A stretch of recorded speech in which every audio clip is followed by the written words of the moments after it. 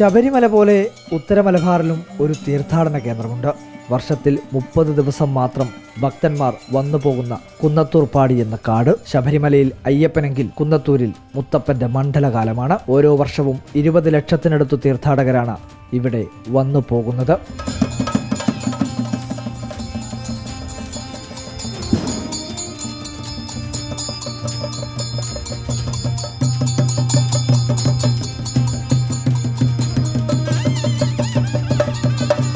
മുത്തപ്പന്റെ ആരൂഢസ്ഥാനം പറശ്ശിനിയാണെന്നാണ് പൊതുവെയുള്ള ധാരണ.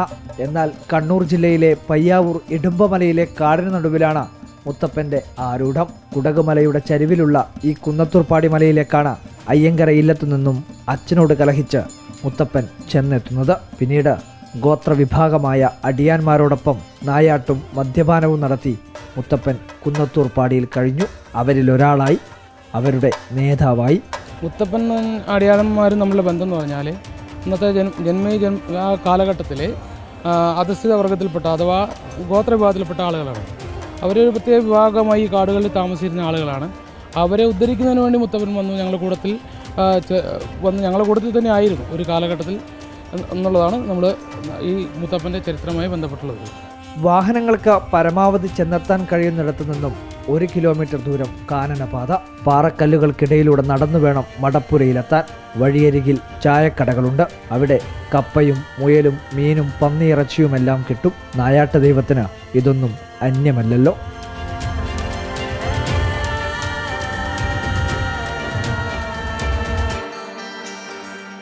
ധനുമാസം 2 മുതൽ മകരമാസം 2 വരെയാണ് ഉത്സവകാലം. 11 മാസക്കാലം ആളനക്കമില്ലാത്ത കുന്നത്തൂരിൽ പിന്നീടങ്ങോട്ട് 1 മാസം ചീനിക്കുഴലിൻ്റെ തോറ്റം പാട്ടാണ്.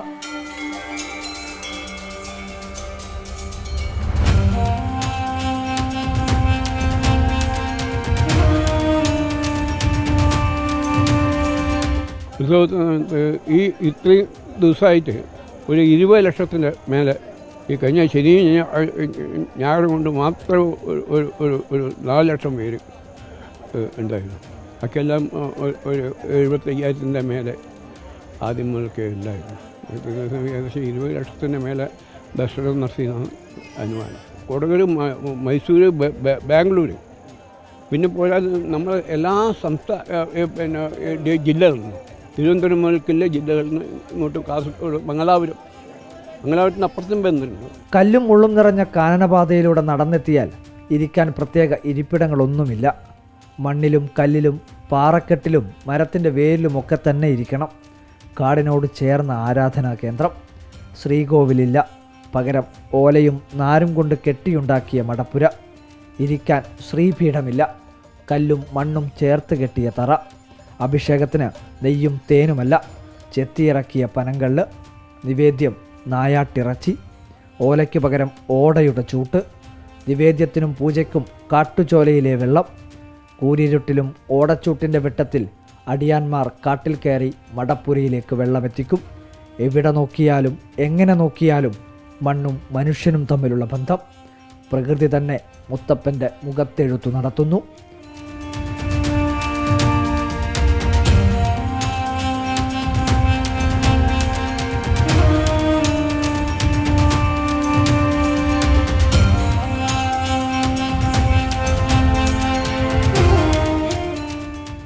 ആദിവാസി വിഭാഗമായ അടിയാന്മാരാണ് മടപ്പുരയുടെ അവകാശികൾ.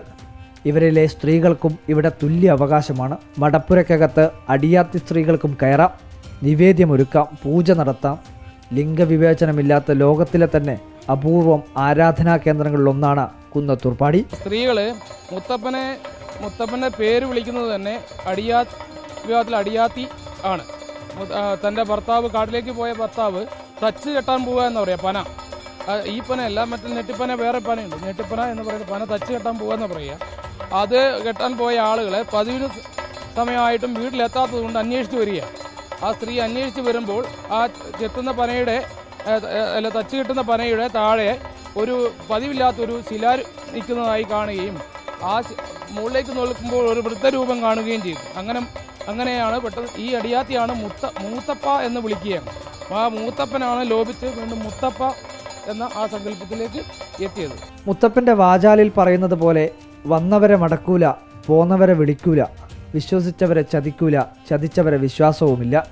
പണ്ഡിതനും പാമരനുമില്ല, ധനികനും ദരിദ്രനുമില്ല, ജാതിയോ മതമോ ഇല്ല. മുത്തപ്പൻ്റെ കാട്ടിലേക്കെത്തിയാൽ എല്ലാവരും VIP തന്നെ.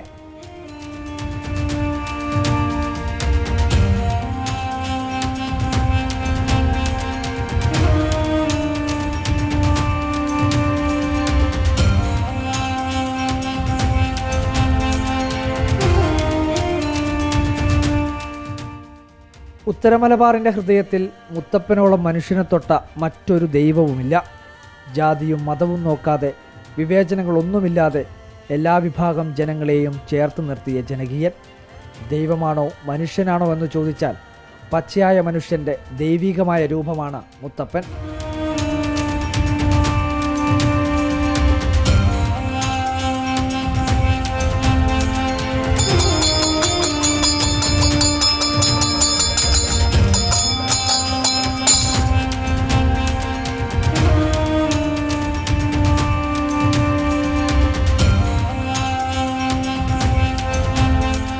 വിശ്വസിച്ചവരെ ചതിക്കാത്ത പാവപ്പെട്ടവൻ്റെ ജനകീയനായ ദൈവം. ഓരോ മനുഷ്യജീവിതത്തിലേക്കും ഇത്രമേൽ ആഴത്തിൽ ഇറങ്ങിയ മറ്റൊരു ദൈവം ഇല്ലെന്നു തന്നെ പറയാം. മുത്തപ്പൻ്റെ ആരൂഢസ്ഥാനമായ കുന്നത്തൂർപ്പാടിയിൽ നിന്നും വീഡിയോ ജേർണലിസ്റ്റ് ലിമേഷ് ചെറുബാഷിക്കും സബിൻ ജത്തുലിനുമൊപ്പം reporter Arjun Kalyad in reporter.